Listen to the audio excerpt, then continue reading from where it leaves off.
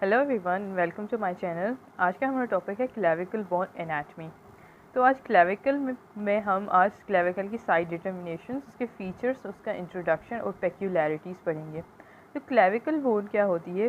Clavicle bone is the only long and horizontal bone of the body. ये एक वाहिद bone होती है जो हॉरिजॉन्टली लाई करती है ह्यूमन बॉडी में, और इसके दो नाम भी होते हैं, कॉमन नेम्स हम जिनको कहेंगे। एक ब्यूटी बोन भी हम इसको बुलाते हैं, दूसरा कॉलर बोन भी इसको कहते हैं। क्लेविकल जो होती है एस शेप में होती है। क्लेविकल जो जिसको अगर हम देखेंगे तो एस शेप बोन होती है। क्लेविकल क्या करती है? सपोर्ट करती है पेल्विक पेक्टोरल गर्डल को, कि वो क्या अटैचमेंट करवाती है पेक्टोरल गर्डल की, यानी कि अपेंडिकुलर स्केलेटन को अटैच करवाएगी एक्सियल स्केलेटन के साथ। उसके अलावा इसका दूसरा फंक्शन ये होता है कि ये अपेंडिकुलर स्केलेटन पे यानी कि शोल्डर पे जो भी वेट एग्जर्ट होगा पड़ेगा उसको ट्रांसमिट कर देगी और ट्रांसफ़र कर देगी towards the axial skeleton. Now we will discuss about the features of the clavicle, कि उसके फीचर्स कौन कौन से होते हैं। फीचर्स में उसकी आ जाएंगी कि उसकी दो एंड्स होती हैं। एक उसकी हो जाएगी एक्रोमियन एंड, जो ये वाली होती है लेटरल साइड पे, यानी कि टुवर्ड्स द लिम्स होगी, यानी कि अपेंडिकुलर स्केलेटन के साइड होगी। और दूसरी उसकी होती है स्टर्नल एंड। स्टर्नल एंड होती है एक्सियल स्केलेटन की साइड, यानी कि स्टर्नम के साथ। अब जो स्टर्नम का मेन्यूबेरम होता है ये उसके साथ ज्वाइंट बनाएगी, और ये एक्रोमियन एंड इसको कहते हैं या फिर लेटरल एंड। अब एक्रोमियन एंड इसको क्यों कहते हैं और उसको एक्सटर्नल एंड इस वजह से कहते हैं क्योंकि ये क्या करेगी, स्टर्नम लेटरली एक्रोमियो क्लेविकुलर ज्वाइंट बनाता है। एक्रोमियन एक प्रोसेस होता है स्कैपुला बोन के पास। स्कैपुला हमारा नेक्स्ट टॉपिक होगा।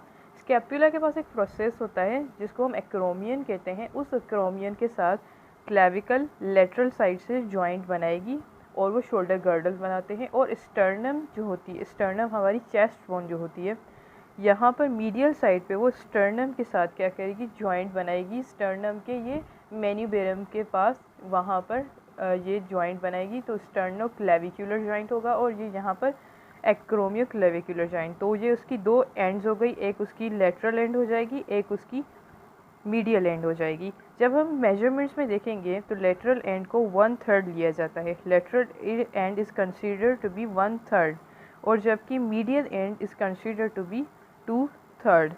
अब ऐसा क्यों है? ऐसा इस वजह से है ताकि क्लेविकल फ्रैक्चर ना हो। क्लेविकल को क्योंकि क्या करना होता है, अपेंडिकुलर स्केलेटन का जो भी वेट होता है शोल्डर पे एग्जर्ट होगा, फोर्स एग्जर्ट होगा, उसको ट्रांसमिट करना होता है टुवर्ड्स द एक्सियल स्केलेटन। तो इस वजह से अगर मिड पॉइंट पे यहाँ पर इनको हम कंसीडर करेंगे, इसका मिड पॉइंट ये होगा, या फिर 2/3 की बजाय यहाँ पर 2 इक्वली हम लेंगे, तो क्या होगा, यहाँ पे फ्रैक्चर हो जाएगी क्लेविकल। तो इस वजह से लेटरल साइड जो होती है वो 1/3 हो जाएगी, और बाकी मीडियल साइड जो होती है वो 2/3 कंसीडर की जाती है। इस वजह से there is no chance of being fractured. दो एंड्स हो गए, एक हो गया लेटरल मीडियल। उनके अलावा क्या होता है, शाफ्ट होता है इनके क्लेविकल में। शाफ्ट ये वाला सिलेंड्रिकल पार्ट हो जाएगा। अब अगर हम दोनों साइड्स को दोनों एंड्स को अगर उनके फीचर्स को डिफ़ाइन करेंगे तो लेटरल को पहले हम डिफ़ाइन कर लेते हैं। लेटरल साइड क्या होती है, फ्लैट होती है, फ्लैट सरफेस होती है बिल्कुल। तो इसमें दो बॉर्डर्स हो जाएंगे हमारे, एक सामने वाला जिनको हम एंटीरियर कहेंगे, और एक पोस्टीरियर बॉर्डर होता है इसका। उसके अलावा इसमें दो सरफेसेस होंगी, एक हो जाएगी सुपीरियर सरफेस, दूसरी इसकी हो जाती है इन्फीरियर सरफेस। जबकि स्टर्नल एंड जो होता है, मीडियल एंड, वो फ्लैट नहीं होता, वो क्वाड्रिलेटरल होता है। जैसे कि इस पिक्चर में आपको नज़र आ रहा होगा, इसकी 4 सरफेसेस हो जाएंगी, यानी कि एंटीरियर, सुपीरियर, इन्फीरियर और पोस्टीरियर उसकी हो जाएगी, और ये क्वाड्रिलेटरल हो जाएगी, यानी कि इसकी 4 सरफेसेस होती हैं। अगर शाफ्ट का जिक्र किया जाए तो शाफ्ट क्या होता है, मीडियल 2/3 जो होता है, मीडियल 2/3 में उसका स्ट्रक्चर इस तरह से कुछ होता है, कॉन्वेक्स फॉरवर्ड होता है वो।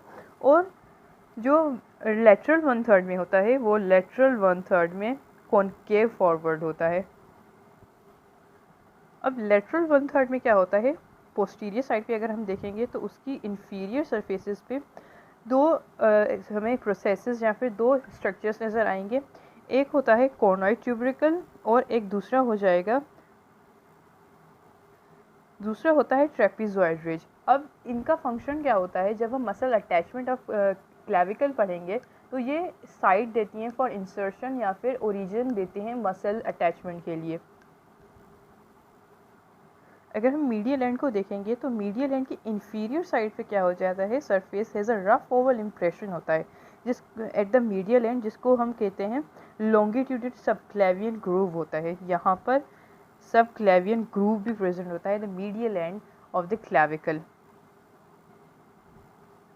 ये सब हो गई साइड डिटर्मिनेशन और फीचर्स होकर क्लेविकल के। पेक्यूलैरिटीज़ पढ़ते हैं। जो पहली पेक्यूलैरिटी अगर हम पढ़ेंगे तो उसमें ये आता है कि वो एस शेप्ड और हॉरिजॉन्टल बोन होती है। हम उसको डिस्कस करके आए हैं कि ये इस तरह से हॉरिजॉन्टली लाई करेगी और एस शेप्ड होती है। उसकी दो एंड्स होते हैं, स्टर्नल एंड हो जाएगी ये वाली, और ये उसकी हो जाएगी एक्रोमियन प्रोसेस के साथ यहाँ पर एक्रोमियो क्लेविकुलर जॉइंट बना रही है।